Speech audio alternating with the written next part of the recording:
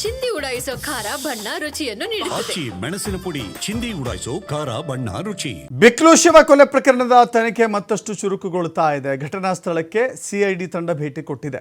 ಅಧಿಕೃತವಾಗಿ ತನಿಖೆಯನ್ನು ಆರಂಭ ಮಾಡಿದೆ ಸಿಐಡಿ ಅಧಿಕಾರಿಗಳ ತಂಡ. ಸಿಐಡಿ H&B ವಿಭಾಗದ SP ವೆಂಕಟೇಶ್ ಭೇಟಿ ಕೊಟ್ಟಿದ್ದಾರೆ. H&B ವಿಭಾಗದ SP ವೆಂಕಟೇಶ್ ಭೇಟಿ ಕೊಟ್ಟಿದ್ದಾರೆ.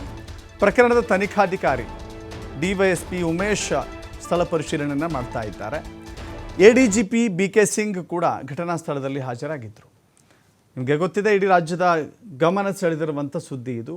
ಬೆಂಗಳೂರೇ ಬೆಚ್ಚಿ ಬೀಳುವಂಥ ಘಟನೆ ನಡೆದಿತ್ತು.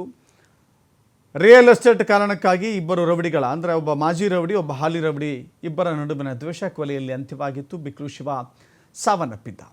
ಇದೀಗ ಬಿಕ್ಲು ಶಿವನ ಕೊಲೆ ಆರೋಪದಲ್ಲಿ ಮಾಜಿ ಸಚಿವರೊಬ್ಬರ ಹೆಸರು, ಅಂದರೆ ಬೈರತಿ ಬಸವರಾಜ್ ಆರೋಪಿಯಾಗಿದ್ದಾರೆ. 5ನೇ ಆರೋಪಿಯಾಗಿದ್ದರು.